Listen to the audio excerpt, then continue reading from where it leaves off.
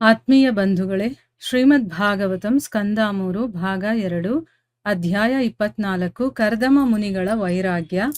ಇದರಿಂದ ಇವತ್ತು 44ನೇ ಶ್ಲೋಕವನ್ನ ತಿಳ್ಕೊಳ್ಳೋಣ. ಶ್ಲೋಕ 44. ನಿರಹಂಕೃತಿರ್ ನಿರ್ಮಮಶ್ಚ ನಿರ್ದ್ವಂದ್ವ ಸಮದೃಕ್ ಸ್ವದೃಕ್ ಪ್ರತ್ಯಕ್ ಪ್ರಶಾಂತ ಧೀರ್ ಧೀರ ಪ್ರಶಾಂತೋರ್ ಮಿರಿವೋಧದಿಹಿ. ಅನುವಾದ: ಹೀಗೆ ಅವನು ಸಾವಕಾಶವಾಗಿ ಭೌತಿಕ ರೂಪದ ಮಿಥ್ಯಾ ಅಹಂಕಾರದಿಂದ ಆಬಾಧಿತನಾದನು, ಹಾಗೆಯೇ ಭೌತಿಕ ಅನುರಾಗದಿಂದ ಮುಕ್ತನಾದನು.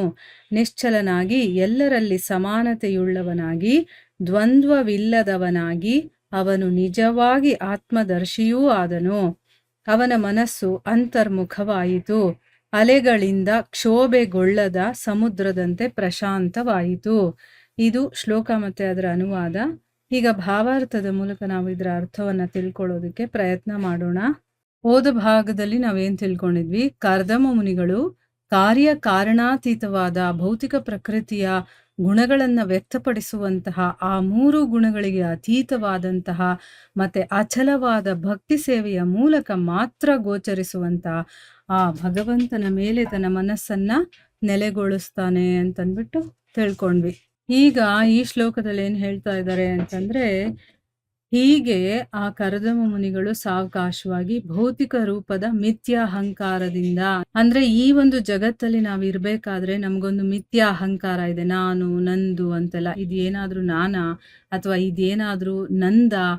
ಏನು ಅಲ್ಲ. ಆದ್ರೂ ಕೂಡ ಇಲ್ಲಿ ನಾವು ನಾನು ನಂದು ಅನ್ನುವ ಅಹಂಕಾರದಿಂದ ಇರ್ತೀವಲ್ಲ, ಅದನ್ನ ಮಿಥ್ಯಾ ಅಹಂಕಾರ ಅಂತ ಹೇಳ್ತಾರೆ. ಸೊ ಈ ಭೌತಿಕ ರೂಪದ ಮಿಥ್ಯಾ ಅಹಂಕಾರದಿಂದ ಕೂಡ ಅವರು ಹೊರಗಡೆ ಬರ್ತಾರೆ. ಅದೇ ರೀತಿ ಭೌತಿಕ ಅನುರಾಗದಿಂದ, ಅಂದ್ರೆ ಅಟ್ಯಾಚ್ಮೆಂಟ್ಗಳು ಹೇಗೆ ಇಟ್ಕೊಂಡಿದೀವಿ ನೋಡಿ ನಾವು ಈ ಜಗತ್ತಿನ ಮೇಲೆ ಅಲ್ವಾ, ಆ ಒಂದು ಅನುರಾಗದಿಂದ ಕೂಡ ಅವರು ಮುಕ್ತರಾಗ್ತಾರೆ. ಯಾವುದ್ರ ಮೇಲೂ ಕೂಡ ಅವರಿಗೆ ಆಸೆ ಅನ್ನೋದು ಇರೋದಿಲ್ಲ.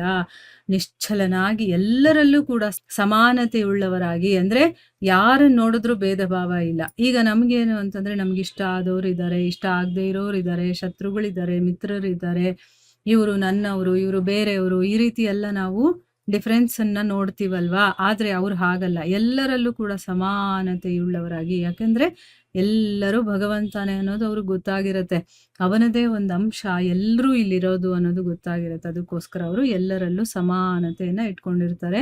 ಮತ್ತೆ ದ್ವಂದ್ವ ಕೂಡ ಇಲ್ಲದೆ ಇರೋ ಹಾಗೆ, ಅಂದ್ರೆ ನೋವು, ನಲಿವು, ಸುಖ, ದುಃಖ, ಈ ರೀತಿ ನಮಗೆ ದ್ವಂದ್ವಗಳಿದೆಯಲ್ವಾ, ಆ ರೀತಿ ಅವ್ರಿಗಿಲ್ಲ. ಅವರು ಇದೆಲ್ಲ ಇಲ್ಲದೆ ನಿಜವಾಗಿ ಆತ್ಮದರ್ಶಿಗಳಾಗ್ತಾರೆ. ಅಂದ್ರೆ ಆತ್ಮವನ್ನ ನೋಡುವಂಥವ್ರು. ಅವ್ರ ಮನಸ್ಸು ಅಂತರ್ಮುಖವಾಗುತ್ತೆ, ಮತ್ತೆ ಅಲೆಗಳಿಂದ ಕ್ಷೋಭೆಗೊಳ್ಳದ ಸಮುದ್ರದ ಹಾಗೆ ಅದು ಪ್ರಶಾಂತವಾಗುತ್ತೆ. ಈಗ ಅಲೆಗಳಿದ್ದಾಗ ಎಷ್ಟೊಂದು ಸೌಂಡ್ ಇರುತ್ತೆ, ಗಲಾಟೆ ಇರುತ್ತಲ್ವಾ. ಅಲೆಗಳಿಲ್ಲ ಅಂತಂದ್ರೆ ಪ್ರಶಾಂತವಾಗಿರುತ್ತೆ ಸಮುದ್ರ. ಅದೇ ರೀತಿ ನಮ್ಮ ಮನಸ್ಸಿನ ಒಳಗಡೆ ಅಲೆಗಳು ಇಲ್ಲದೆ ಇರೋ ಹಾಗೆ ಅಂತಂದೇನು, ವಿಚಾರಗಳು ಬರ್ತಾನೇ ಇರುತ್ತೆ. ನೀವು ಬೇಕಾದ್ರೆ ಸುಮ್ಮನೆ ಕೂತ್ಕೊಳ್ಳೋದಕ್ಕೆ ಪ್ರಯತ್ನ ಮಾಡಿ, ಏನಾದ್ರೂ ಒಂದು ವಿಷಯಗಳು ಆ ಮನಸ್ಸಲ್ಲಿ ಬರ್ತಾನೆ ಇರುತ್ತೆ, ಹೇಳ್ತಾ ಇರುತ್ತೆ, ಇಳಿತಾ ಇರುತ್ತೆ, ಹೋಗ್ತಾ ಇರುತ್ತೆ, ಬರ್ತಾ ಇರುತ್ತೆ, ಹೋಗ್ತಾ ಇರುತ್ತೆ. ಈ ರೀತಿ ಅಲೆಗಳು ತುಂಬಾ ಗಲಾಟೆ ಮಾಡುತ್ತೆ. ಅದೇ ಮನಸ್ಸಿನಲ್ಲಿ ವಿಚಾರಗಳೆಲ್ಲ ಹೊರಟೋದಾಗ ಮನಸ್ಸು ಪ್ರಶಾಂತವಾಗಿರುತ್ತಲ್ಲ, ಆ ರೀತಿ ಆಯ್ತು ಅವ್ರ ಮನಸ್ಸು ಅಂತ ಹೇಳ್ತಾ ಇದ್ದಾರೆ. ಯಾವಾಗ ನಮ್ಮ ಮನಸ್ಸು ಬಹಿರ್ಮುಖದಲ್ಲೇ ಇರುತ್ತೋ, ಹೊರಗಡೆನೇ ಇರುತ್ತೋ, ಅದು ಕ್ಷೋಭೆಗೆ ಒಳಗಾಗಿರುತ್ತೆ. ಯಾವಾಗ ಅದು ಅಂತರ್ಮುಖವಾಗುತ್ತೋ ಆಗ ಅದು ಸಮುದ್ರದ ಹಾಗೆ ಪ್ರಶಾಂತವಾಗಿಬಿಡುತ್ತೆ ಅನ್ನೋದು ಇದರ ಅರ್ಥ. ಈಗ ಇದರ ಬಗ್ಗೆ ಭಾವಾರ್ಥದಲ್ಲಿ ಗುರುಗಳು ಏನು ಹೇಳಿದ್ದಾರೆ ಅನ್ನೋದನ್ನ ತಿಳ್ಕೊಳ್ಳೋಣ. ವ್ಯಕ್ತಿಯ ಮನಸ್ಸು ಸಂಪೂರ್ಣವಾಗಿ ಕೃಷ್ಣ ಪ್ರಜ್ಞೆಯಲ್ಲಿದ್ದಾಗ ಮತ್ತು ಅವನು ಭಗವಂತನಿಗೆ ಭಕ್ತಿ ಸೇವೆ ಸಲ್ಲಿಸೋದ್ರಲ್ಲಿ ಪೂರ್ಣ ನಿರತನಾದಾಗ ಅಲೆಗಳಿಂದ ಕ್ಷೋಭೆಗೊಳ್ಳದೇ ಇರುವ ಕಡಲಿನಂತೆ ಆಗುತ್ತಾನೆ. ಇದೇ ಉದಾಹರಣೆಯನ್ನು ಭಗವದ್ಗೀತೆಯಲ್ಲಿಯೂ ಹೀಗೇ ಕೊಡಲಾಗಿದೆ. ವ್ಯಕ್ತಿಯು ಸಾಗರದಂತೆ ಆಗಬೇಕು. ಸಾಗರವನ್ನು ಅನೇಕ ಸಾವಿರ ನದಿಗಳು ಬಂದು ಸೇರಿಕೊಳ್ಳುತ್ತವೆ ಮತ್ತು ಕೋಟಿಗಟ್ಟಲೆ ಟನ್ನುಗಳಷ್ಟು ಅದರ ನೀರು ಆವಿಯಾಗಿ ಮೋಡವಾಗುತ್ತದೆ. ಆದರೂ ಸಾಗರವು ಅದೇ ರೀತಿಯಲ್ಲಿ ಕ್ಷೋಭೆಗೊಳ್ಳದೆ ಇರುತ್ತದೆ. ಇಲ್ಲೇನ್ ಹೇಳಿದ್ದಾರೆ? ಒಬ್ಬ ವ್ಯಕ್ತಿಯ ಮನಸ್ಸು ಕಂಪ್ಲೀಟ್ ಆಗಿ ಭಗವಂತನಲ್ಲೇ ಇದ್ದಾಗ, ಅವನು ಭಗವಂತನಲ್ಲೇ ತನ್ನ ಸೇವೆಯನ್ನು ಸಲ್ಲಿಸೋದಕ್ಕೋಸ್ಕರ ಸಂಪೂರ್ಣವಾಗಿ ನಿರತನಾಗಿದ್ದಾಗ, ಅಲೆಗಳಿಂದ ಕ್ಷೋಭೆಗೊಳ್ಳದೆ ಇರುವ ಕಡಲು ಹೇಗಿರುತ್ತೋ, ಈಗ ಅಲೆಗಳೇ ಇಲ್ಲದೆ ಇರುವಂಥ ಸಮುದ್ರವನ್ನು ನೋಡಿರ್ತೀವಿ ನಾವು, ಎಷ್ಟು ಪ್ರಶಾಂತವಾಗಿರುತ್ತೋ ಅದೇ ರೀತಿ ಅವನು ಕೂಡ ಆಗ್ಬಿಡ್ತಾನೆ. ಅಂದರೆ ನಮ್ಮ ಮನಸ್ಸನ್ನು ನಾವು ಹತೋಟಿಯಲ್ಲಿ ಇಟ್ಕೋಬೇಕು. ಅದು ಶಾಂತವಾಗಿರಬೇಕು ಅಂತಂದರೆ ಅದಕ್ಕಿರೋದು ಒಂದೇ ದಾರಿ, ಅದನ್ನು ಭಗವಂತನಲ್ಲಿ ನಾವು ನೆಲೆಗೊಳಿಸ್ಬೇಕು. ಈ ಉದಾಹರಣೆಯನ್ನ ಭಗವದ್ಗೀತೆನಲ್ಲೂ ಕೊಟ್ಟಿದ್ದಾರೆ. ಅಂದ್ರೆ ಸಮುದ್ರದ ಒಂದು ಉದಾಹರಣೆಯನ್ನ, ವ್ಯಕ್ತಿ ಸಮುದ್ರದ ಹಾಗ ಆಗ್ಬೇಕು ಅಂತ. ಈಗ ಸಾಗರದಲ್ಲಿ ಬೇಕಾದಷ್ಟು ನದಿಗಳು ಬಂದು ಸೇರ್ಕೊಳ್ಳುತ್ತಲ್ವಾ, ಎಲ್ಲ ನದಿಗಳು ಬಂದು ಸೇರ್ಕೊಳ್ಳೋದು ಸಮುದ್ರದಲ್ಲೇನೆ. ಆಮೇಲೆ ಎಷ್ಟೋ ಕೋಟಿ ಟನ್ನಷ್ಟು ನೀರು ಪ್ರತಿದಿನ ಆವಿಯಾಗ್ತಾ ಇರುತ್ತೆ. ಇನ್ನು ಬೇಸಿಗೆಯಲ್ಲಂತೂ ಎಷ್ಟೋ ಆವಿಯಾಗಿ ಹೊರಟೋಗ್ಬಿಡುತ್ತೆ, ಮೋಡಗಳಾಗುತ್ತೆ. ಈಗ ನನ್ನೊಳಗಡೆ ಎಷ್ಟು ನದಿಗಳು ಬಂದು ಸೇರ್ಕೊಳ್ತಾ ಇದೆ ಅಂತ ಅದು ಹಿಗ್ಗೋದು ಇಲ್ಲ. ಮತ್ತೆ ಇದರಿಂದ ಎಷ್ಟೋ ನೀರು ಆವಿಯಾಗಿ ಹೊರಟೋಗ್ತಾ ಇದೆಯಲ್ಲ ಅಂತ ಅದು ಕುಗ್ಗೋದು ಇಲ್ಲ ಅಲ್ವಾ. ಅದು ಸುಮ್ಮನೆ ಹಾಗೇ ಇರುತ್ತೆ, ಕ್ಷೋಭೆನೆ ಪಟ್ಕೊಳ್ಳೋದಿಲ್ಲ, ಆ ರೀತಿ ಇರುತ್ತೆ. ಹಾಗೆ ನಾವಿರ್ಬೇಕು ಅಂತ. ನಮಗೆ ಎಷ್ಟೇ ನಮ್ಮ ಜೀವನದಲ್ಲಿ ಯಾರು ಬಂದ್ರು, ಏನೇ ಬಂದ್ರು ಕೂಡ ನಾವು ಒಂದ್ ಸ್ವಲ್ಪನೂ ಕೂಡ ಅಲುಗಾಡದೆ, ಅಂದ್ರೆ ಮನಸ್ಸಿನ ಒಳಗಡೆ ಏನೂ ವ್ಯತ್ಯಾಸವಾಗದೆ ಶಾಂತವಾಗಿರ್ಬೇಕು. ಮತ್ತೆ ನಮ್ಮಿಂದ ಏನಾದ್ರೂ ಹೊರಟು ಹೋದ್ರೂ ಕೂಡ ನಾವು ಉದ್ವೇಗ ಪಟ್ಕೋಬಾರ್ದು ಅನ್ನೋದು ಇದರ ಅರ್ಥ. ಪ್ರಕೃತಿ ನಿಯಮಗಳು ಕಾರ್ಯಗತವಾಗಬಹುದು, ಆದರೆ ವ್ಯಕ್ತಿಯು ಭಗವಂತನ ಪಾದಕಮಲದ ಭಕ್ತಿ ಸೇವೆಯಲ್ಲಿ ದೃಢವಾಗಿದ್ದರೆ ಅವನು ಉದ್ವೇಗಗೊಳ್ಳುವುದಿಲ್ಲ. ಏಕೆಂದರೆ ಅವನು ಅಂತರ್ದೃಷ್ಟಿಯುಳ್ಳವನಾಗಿರುತ್ತಾನೆ. ಅವನು ಹೊರಗೆ ಭೌತ ಪ್ರಕೃತಿಯ ಕಡೆಗೆ ದೃಷ್ಟಿ ಬೀರುವುದಿಲ್ಲ, ಬದಲಾಗಿ ತನ್ನ ಅಸ್ತಿತ್ವದ ಆಧ್ಯಾತ್ಮಿಕ ಪ್ರಕೃತಿಯ ಕಡೆ ನೋಡುತ್ತಾನೆ. ಅಂದ್ರೆ ಪ್ರಕೃತಿಯ ನಿಯಮ ಅನ್ನೋದು ಇದೆಯಲ್ಲ, ಅದು ಎಲ್ಲರಿಗೂ ಬಂದೇ ಬರುತ್ತೆ, ಅದ್ರ ಮೇಲೆ ಪ್ರಭಾವ ಬೀರೇ ಬರುತ್ತೆ ಒಬ್ಬ ಮನುಷ್ಯನ ಮೇಲೆ. ಅವನು ಭಕ್ತಿ ಸೇವೆ ಮಾಡದೇ ಇರಲಿ, ಅವನ ಮೇಲೂ ಕೂಡ, ಅಂದ್ರೆ ಅವನಿಗೂ ಬಿಸಿಲಾಗುತ್ತೆ, ಅವನಿಗೂ ಚಳಿ ಆಗುತ್ತೆ, ಅವನಿಗೂ ಸುಖ ಇರುತ್ತೆ, ಅವನಿಗೂ ದುಃಖ ಇರುತ್ತೆ, ಎಲ್ಲಾ ಪ್ರಕೃತಿ ನಿಯಮಗಳು ಕೂಡ ಬರ್ಬೋದು. ಆದ್ರೆ ಒಬ್ಬ ವ್ಯಕ್ತಿ ಯಾವಾಗ ಭಗವಂತನ ಸೇವೆಯಲ್ಲೇ ಮುಳುಗಿರ್ತಾನೋ, ಮತ್ತೆ ದೃಢವಾಗಿರ್ಬೇಕು ಅವನು, ಆ ಭಗವಂತ ನನಗಿದಾನೆ ಅನ್ನುವಂತ ಒಂದು ಆತ್ಮವಿಶ್ವಾಸ ಅವನಲ್ಲಿ ಇರಬೇಕು, ಆ ಧೈರ್ಯ ಇರಬೇಕು ಅವನಿಗೆ. ಆ ಒಂದು ದೃಢತೆ ಇತ್ತು ಅಂತಂದ್ರೆ ಅವನು ಉದ್ವೇಗಕ್ಕೆ ಒಳಗಾಗೋದಿಲ್ಲ. ಯಾಕಂದ್ರೆ ಅವನು ಅಂತರ್ದೃಷ್ಟಿ ಇರುವಂಥವನಾಗಿರ್ತಾನೆ.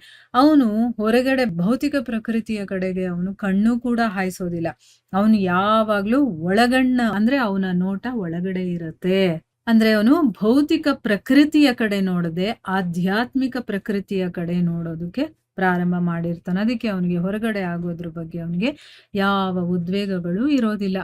ಒಂದು ಸಾತ್ವಿಕ ಮನೋಭಾವದಿಂದ ಅವನು ಕೇವಲ ಭಗವಂತನ ಸೇವೆಯಲ್ಲಿ ನಿರತನಾಗುತ್ತಾನೆ. ಹೀಗೆ ಅವನು ಜಡದೊಂದಿಗೆ ಮಿಥ್ಯಾಲಕ್ಷಣವಿಲ್ಲದೆ ಮತ್ತು ಭೌತಿಕವಾದ ಸೊತ್ತುಗಳ ಬಗ್ಗೆ ಅನುರಾಗವಿಲ್ಲದೆ ತನ್ನ ಆತ್ಮ ಸಾಕ್ಷಾತ್ಕಾರವನ್ನು ಮಾಡಿಕೊಳ್ಳುತ್ತಾನೆ. ಅಂತಹ ಮಹಾಭಕ್ತನು ಎಂದಿಗೂ ಇತರರೊಂದಿಗೆ ತೊಂದರೆಗಿಳಿಯುವುದಿಲ್ಲ, ಏಕೆಂದರೆ ಅವನು ಪ್ರತಿಯೊಬ್ಬನನ್ನೂ ಆಧ್ಯಾತ್ಮಿಕ ತಿಳುವಳಿಕೆ ನೆಲೆಯಿಂದ ನೋಡುತ್ತಾನೆ. ಅವನು ತನ್ನನ್ನು ಮತ್ತು ಇತರರನ್ನು ಸರಿಯಾದ ದೃಷ್ಟಿ ವೈಶಾಲ್ಯದಿಂದ ನೋಡುತ್ತಾನೆ. ನೋಡಿ ಇಲ್ಲೇನ್ ಹೇಳ್ತಾ ಇದ್ದಾರೆ ಅಂತಂದ್ರೆ, ಒಬ್ಬ ಭಕ್ತನಾಗಿರುವಂಥವನು, ಅಂದ್ರೆ ಯಾರು ಅಂತರ್ಮುಖನಾಗಿರ್ತಾನೋ ಅವನು ಸಾತ್ವಿಕ ಮನೋಭಾವದಿಂದ ಎಲ್ಲ ರೀತಿಯಲ್ಲೂ ಕೂಡ ಅವನು ಬರೀ ಭಗವಂತನ ಸೇವೆಯಲ್ಲೇ ತೊಡಗಿರ್ತಾನೆ. ಅದಕ್ಕೋಸ್ಕರ ಜಡದ ಜೊತೆ ಅವನಿಗೆ ಮಿಥ್ಯಾಲಕ್ಷಣ ಇಲ್ಲದೆ, ಈ ಭೌತಿಕ ಸೊತ್ತುಗಳು ಅಂತ ನಾವು ಏನ್ ಅನ್ಕೊಂಡಿದೀವೋ ಅದ್ರ ಬಗ್ಗೆ ಅವನಿಗೆ ಯಾವ ಅನುರಾಗನೂ ಇಲ್ಲದೆ ಅವನು ತನ್ನ ಆತ್ಮ ಸಾಕ್ಷಾತ್ಕಾರವನ್ನ ಮಾಡ್ಕೊಳ್ತಾನೆ. ಅಂತ ಮಹಾಭಕ್ತ ಬೇರೆ ಯಾರ ಜೊತೆನೂ ಕೂಡ ಜಗಳಕ್ಕಾಗ್ಲಿ, ಎಂತ ಒಂದು ಮಾತುಕತೆ ಆಗಿರ್ಬೋದು, ಫೈಟಿಂಗ್ ಆಗಿರ್ಬೋದು, ಯಾವುದಕ್ಕೂ ಇಳಿಯೋದಿಲ್ಲ. ಯಾಕೆ? ಅವನು ಗೊತ್ತಿರುತ್ತೆ ಪ್ರತಿಯೊಬ್ಬನನ್ನ ಅವನು ಆಧ್ಯಾತ್ಮಿಕ ತಿಳುವಳಿಕೆಯ ಒಂದು ಮಟ್ಟದಿಂದ ನೋಡ್ತಾ ಇರ್ತಾನೆ. ಇವ್ರು ಯಾರು ಏನು ಅನ್ನೋದು ಅವನಿಗೆ ಗೊತ್ತಾಗಿರುತ್ತೆ. ತನ್ನನ್ನ ಮತ್ತೆ ಬೇರೆಯವರನ್ನ ಸರಿಯಾದ ಒಂದು ದೃಷ್ಟಿ ವೈಶಾಲ್ಯದಿಂದ, ಅಂದ್ರೆ ಅವನು ನೋಡುವಂತ ದೃಷ್ಟಿ ಚೇಂಜ್ ಆಗಿರುತ್ತೆ, ಎಲ್ಲ ಭಗವಂತಮಯವಾಗಿ ಇರುತ್ತೆ ಅವನಿಗೆ. ಅದಕ್ಕೋಸ್ಕರ ಅವ್ರು ಭೇದ ಭಾವನೆ ಮಾಡಲ್ಲ ಅಂದ್ಮೇಲೆ ಜಗಳ ಕದನ ಯಾರ ಜೊತೆ ಮಾಡ್ತಾನೆ? ಯಾರಾದ್ರೂ ಅವನ ಜೊತೆ ಮಾಡೋದಕ್ ಬಂದ್ರೂ ಕೂಡ ಅದನ್ನ ಅವನು ಅಷ್ಟು ಸೀರಿಯಸ್ ಆಗು ತಗೊಳ್ಳೋದಿಲ್ಲ. ಯಾಕೆ ಅಂತಂದ್ರೆ ಆ ಒಂದು ಪರಿಸ್ಥಿತಿ ಏನು ಅದೆಲ್ಲ ಅವನಿಗೆ ಗೊತ್ತಾಗಿರುತ್ತೆ, ತಿಳುವಳಿಕೆ ಇರುತ್ತೆ. ಅದರಿಂದ ಅವನು ಯಾವುದೇ ಒಂದು ತೊಂದರೆಗೂ ಕೂಡ ಇಳಿಯೋದಿಲ್ಲ ಅನ್ನೋದು ಇದರ ಅರ್ಥ. ಅಂದ್ರೆ ನೋಡುವ ದೃಷ್ಟಿ ಬದಲಾಯಿತು ಅಂತಂದ್ರೆ ಎಲ್ಲವೂ ಕೂಡ ಸರಿ ಹೋಗ್ಬಿಡತ್ತೆ. ಈಗ ನಾವು ತಪ್ಪಾಗಿ ಕಲ್ಪನೆ ಮಾಡ್ಕೊಂಡು ಅರ್ಥ ಮಾಡ್ಕೊಂಡಿರೋದ್ರಿಂದ ನಾವ್ ಎಲ್ಲಾರ್ ಜೊತೆ ಜಗಳ ಮಾಡ್ತೀವಿ. ನಮ್ ಜೊತೆ ನಾವೇ ಜಗಳ ಮಾಡ್ಕೋತೀವಿ. ಬೇರೆ ಒಂದೊಂದ್ ಚಿಕ್ಕ ಚಿಕ್ಕ ವಿಷಯಕ್ಕೂ ಕೂಡ ನಮಗೆ ಉದ್ವೇಗ ಬರುತ್ತೆ. ಆಂಕ್ಸೈಟಿ ಅಂತ ಹೇಳ್ತೀವಲ್ವ ಅದೆಲ್ಲ ಬರುತ್ತೆ. ಅದಕ್ಕೆ ನಮ್ಗೆ ಬೇಕಾದಷ್ಟು ತಾಪತ್ರಯಗಳಿದೆ. ಆ ಉದ್ವೇಗ ಮಾಡ್ಕೊಳ್ಳೋದು, ತೊಂದ್ರೆ ಮಾಡ್ಕೊಳ್ಳೋದು, ಬೇರೆಯವ್ರ ಬಗ್ಗೆ ದ್ವೇಷ ಮಾಡೋದು ಇದೆಲ್ಲ ಮಾಡೋದ್ರಿಂದ ನಮ್ಮಲ್ಲಿ ಕಾಯಿಲೆಗಳು ಕೂಡ ಬರುತ್ತೆ. ರೋಗಗಳು ಬರೋದಕ್ಕೂ ಕೂಡ ಅದು ಕಾರಣ ಆಗಿರುತ್ತೆ. ಈ ರೀತಿ ನಾವು ಇದೀವಿ. ಆದ್ರೆ ಯಾರಿಗೆ ಆತ್ಮ ಸಾಕ್ಷಾತ್ಕಾರವಾಗಿರುತ್ತೋ ಅಥವಾ ನೋಡುವಂತ ದೃಷ್ಟಿ ಬದಲಾಗಿರುತ್ತೋ, ಆಧ್ಯಾತ್ಮಿಕವಾಗಿರುತ್ತೋ ಅವ್ರಿಗೆ ಇದೆಲ್ಲ ಇರೋದಿಲ್ಲ. ಎಲ್ಲರನ್ನೂ ಕೂಡ ಸಮಾನ ದೃಷ್ಟಿಯಲ್ಲಿ ನೋಡ್ತಿರ್ತಾನೆ ಅನ್ನೋದು ಇದರ ಅರ್ಥ. ಇಲ್ಲಿಗೆ ನಾವು ನಿಲ್ಸೋಣ. ಹರೇ ಕೃಷ್ಣ.